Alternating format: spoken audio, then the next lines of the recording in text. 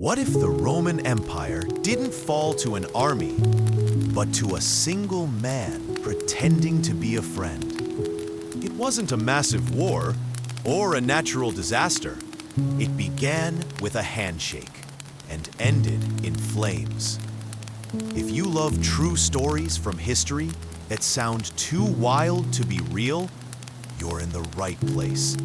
Hit that like button, subscribe, and turn on notifications, because this one's about spies, betrayal, and the beginning of Rome's end. Now, let me take you back to the year 376 AD. By the late 4th century, the Roman Empire was still mighty, but struggling.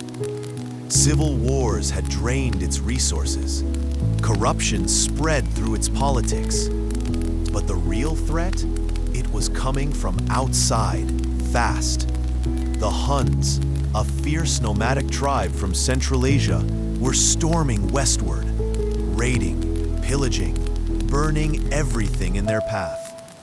And they were terrifying. So terrifying, in fact, that entire Gothic tribes fled from them, straight to the Danube River, the border of the Roman Empire. Leading one of these tribes was a man named Fritigern. Fritigern wasn't just a warrior, he was clever. He came to Emperor Valens, asking for protection. "Let my people in," he said. "We'll serve Rome. We'll fight for you. Just give us land and safety." Valens, seeing a chance to boost his military ranks and look merciful, agreed. He allowed tens of thousands of Goths to cross into Roman territory. But here's the critical mistake. They didn't disarm them, and they didn't manage them properly. Fritigern took mental notes. He saw Roman officials were corrupt, selling dog meat to Gothic refugees in exchange for gold, even enslaving children. The Romans had invited an army in, and now they were abusing it. Fritigern wasn't just watching, he was gathering intelligence. While Rome believed it had new allies, Fritigern was quietly forming a rebellion.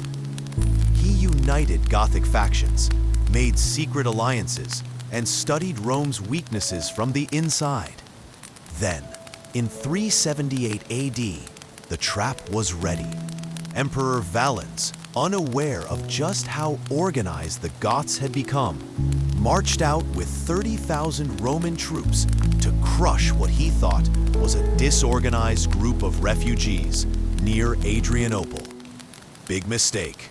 What Valens didn't know was that Fritigern was stalling, waiting for his cavalry to return. Once they arrived, the trap was sprung. Gothic warriors, outnumbered but strategically positioned, crushed the Roman legions. The Roman formations fell apart. Valens tried to escape, but he never made it. He was either killed by an arrow or burned alive in a farmhouse. The Romans lost 2/3 of their army in a single day. The Gothic spy had done it.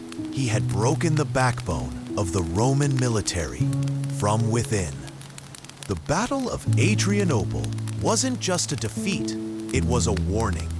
For the first time, Rome realized it couldn't rely on its own borders.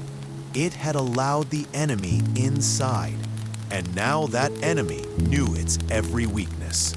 Rome would never fully recover. Within decades, the Western Roman Empire collapsed completely, and Gothic leaders like Alaric would eventually sack the city of Rome itself.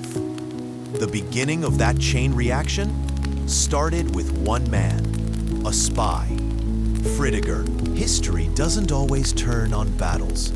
Sometimes it turns on quiet strategy, on someone who plays the long game and smiles while shaking your hand.